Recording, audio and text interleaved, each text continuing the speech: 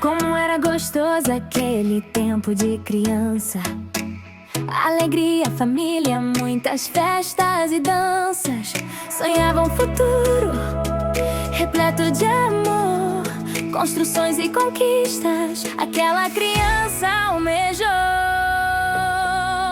Porque a gente cresce e deixa de acreditar que aquela criança interior não pode mais sonhar. Porque guardamos as dores ao invés de eliminar.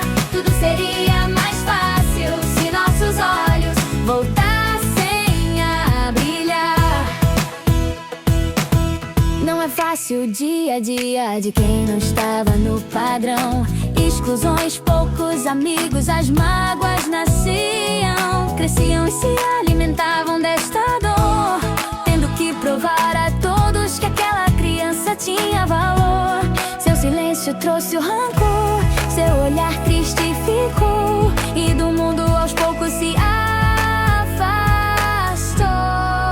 Porque a gente cresce e deixa de acreditar que aquela criança interior não pode mais sonhar. Porque guardamos as dores ao invés de eliminar. Tudo seria mais fácil se nossos olhos voltassem a brilhar.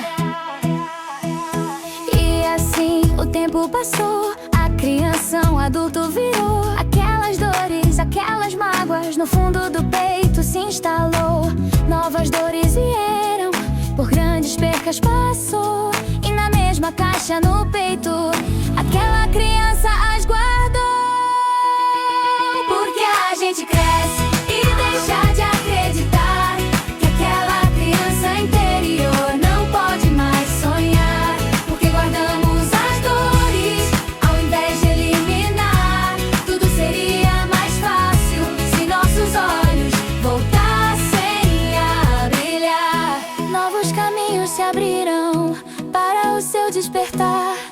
Muitos erros cometeu, muitas dores também causou, e mais uma vez da sua criança interior se afastou.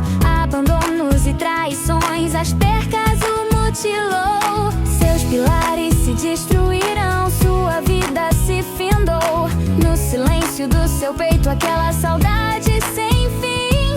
Onde foi parar aquela criança que existia dentro de mim? Porque a gente cresce e deixa de acreditar que aquela criança interior não pode mais sonhar. Porque guardamos as dores ao invés de eliminar.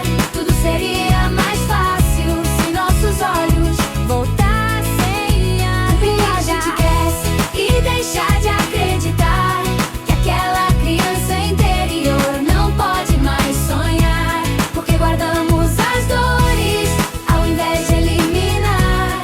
Tudo seria mais fácil se nossos olhos voltassem a brilhar. Como era gostoso aquele tempo de criança.